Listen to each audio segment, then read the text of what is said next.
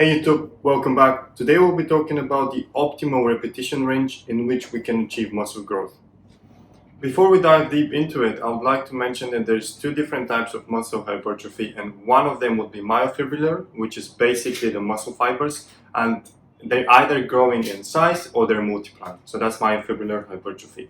And the next one is sarcoplasmic, which is pretty much all of the fluid within the muscle that is around the myofibers. If you're targeting muscle growth, there's three factors that needs to be acknowledged, and there's mechanical tension, metabolic stress, and muscle damage. And all of these are contributing in one way or another when it comes to us growing our muscle size. The way we're structuring our workouts, and more importantly, our repetition range and the intensity used, will determine how much of these three different components we're actually targeting.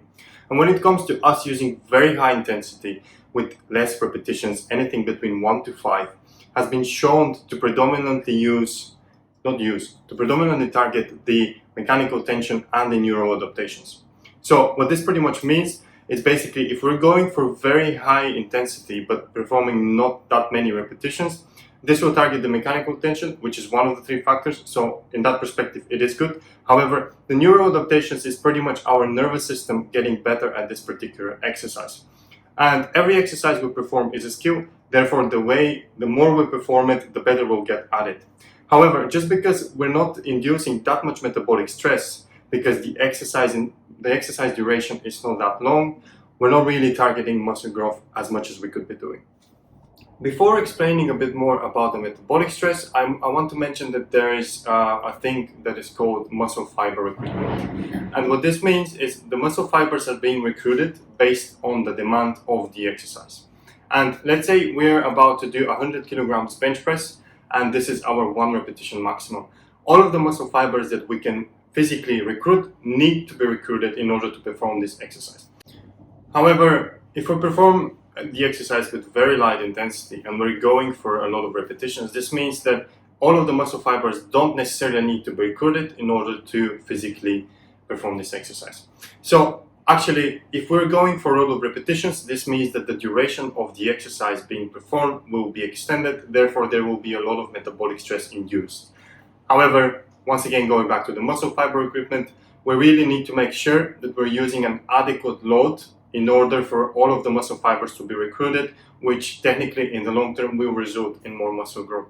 How can we ensure that we are selecting the right intensity on each exercise if we want to target muscle growth? There was a study that was published a few years back, and they examined the differences between the different intensities when it comes to muscle growth, even though the volume was equal. And they had 4 groups, which were 10, 20, 40, 60, and 80%. And as I mentioned, they were all performing the same exercises with the same amount of volume. When the results came out, there was no significant difference between the 60 and the 80% group. However, it showed that anything below 40% would not be optimal when it comes to us achieving muscle growth.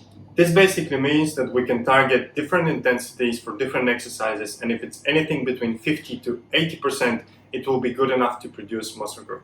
However, what needs to be acknowledged is the lower we go with intensity, the more we need to go in repetitions in order to recruit all of the muscle fibers that we need to recruit if we want our muscles to grow.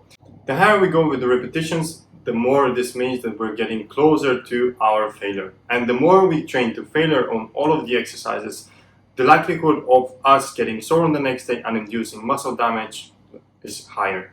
A lot of people correlate muscle damage with muscle growth, and that is not entirely true. And if you want to know more why, go check out my article, link will be in bio. I wrote this about a year ago. However, I'll just summarize quickly that basically muscle growth only repairs what was damaged. It doesn't build up new muscle fibers, which basically means it doesn't really build new muscle. Bottom line is there is not a set up guideline in terms of how many repetitions you need to perform in order to achieve muscle growth. Anything between 5 and 40 can possibly do this. However, it's more about the intensity on every different exercise. And for the more demanding exercises such as deadlift or squat, I wouldn't be going with very low intensity, going to maximum failure, because there will be a point where we're getting tired and basically we're pretty much going to compensate with the technique. And if we're going to compensate with the technique, injuries can possibly occur at any given point. Therefore, I recommend that we're using higher intensity, anything between 70 and 90% of what we could do for the more demanding compound exercises. When it comes to isolation, anything that is between 50 and 80 or 90 can possibly do it.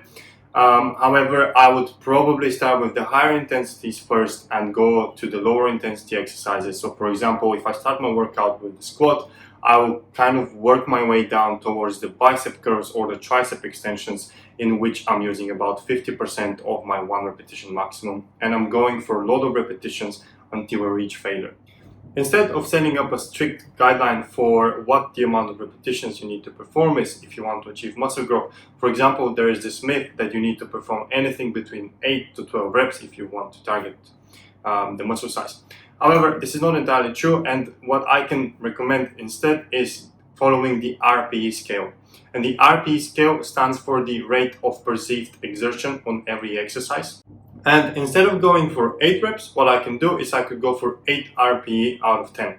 And what would this mean is I start performing the exercise. There is not a certain limit in terms of repetitions that I need to achieve. So I start performing the exercise. There is a certain time during this exercise that I will know I only have 2 more repetitions to do. And this will be my failure point. So let's say I've already performed 8. And I know that I can perform 2 more. However, I stop at this point because this means I've already achieved my 8 out of 10 RPE. And the same principle works for every different number that is a part of the scale. So if I would like to target a 5 RPE, this means that there will be a certain amount of repetitions that I can do. And during a certain point of this exercise, I will know that I only can do pretty much about 5 more repetitions until I reach my failure point. So I will stop at this point because my target for this exercise was 5 out of 10 RPE. This, in my opinion, is way more useful because what you can do is if you are targeting the higher ends of the RPE scale, this means you're using very high intensity for the exercises. And by using this scale, we can pretty much understand which our failure points are, and if we're close to them at every different exercise, this means we're using a significant amount of intensity which can be targeting muscle growth adequately. To briefly summarize, there is not a set up strict amount of repetitions that you need to perform, and this will be optimal if you want to achieve muscle growth. However, all of the factors that I mentioned at the beginning of the video, along with the intensity, they all contribute towards muscle growth in one way or another. And I say implementing these adequately because let's say you're going for a very high intensity all of the time and you're performing all of the exercises up until failure on every different set.